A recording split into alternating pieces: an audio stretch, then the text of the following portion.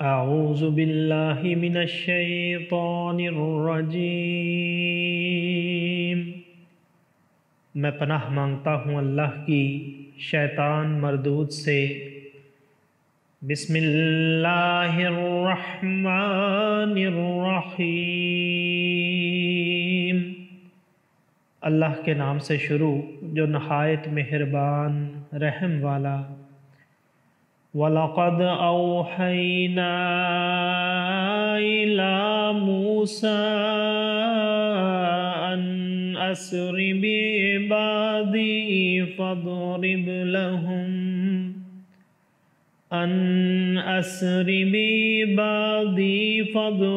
لَهُمْ طَرِيقًا فِي الْبَحْرِ يَبَسًا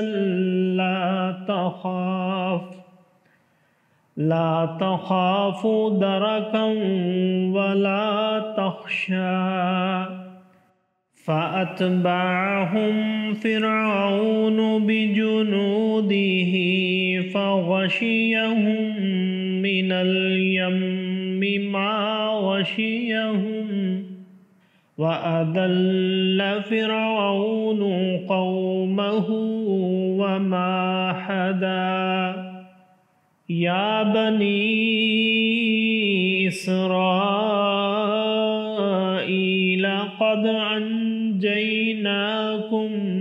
من عدوکم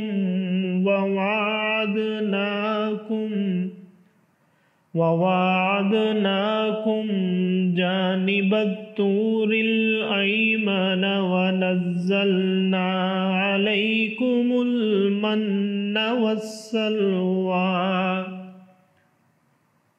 كلوا من طيبات ما رزقناكم ولا تطغوا فيه فيحل عليكم غضبي ومن يحلل عليه غضبي فقد هوى وإني لغفار لمن تاب وآمن وعمل صالحا ثم اهتدى صدق اللہ العظیم۔ اور بے شک ہم نے موسیٰ کو وحی کی کہ راتوں رات میرے بندوں کو لے چل اور ان کے لیے دریا میں سوکھا راستہ نکال دے۔ تجھے ڈر نہ ہوگا کہ فرعون آ لے اور نہ خطرہ۔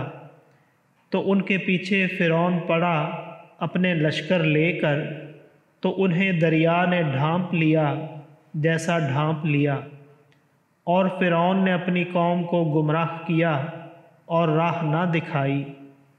اے بنی اسرائیل، بے شک ہم نے تم کو تمہارے دشمن سے نجات دی اور تمہیں طور کی داہنی طرف کا وعدہ دیا، اور تم پر من و سلوہ اتارا۔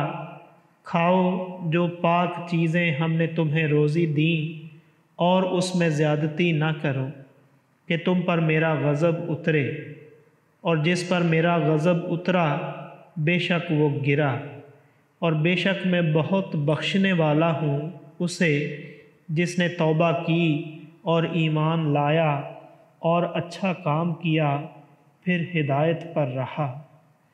صدق اللہ العظیم۔ معزز سامعین اور حاضرین، آج ہم نے سورہ طٰہٰ کی آیت نمبر 77 سے آیت نمبر 82 تک کی تلاوت کی اور ترجمہ پیش کیا۔ اللہ تعالیٰ قبول و منظور فرمائے۔ اللہ تعالیٰ میں قرآن پاک کو پڑھنے، سننے، سمجھنے اور اس کے احکامات اور تعلیمات پر عمل کی توفیق عطا فرمائے۔ دوران تلاوت اور ترجمہ اگر کوئی غلطی رہ گئی ہو تو اللہ تعالیٰ میں معاف فرمائے۔ آمین۔ جزاک اللہ۔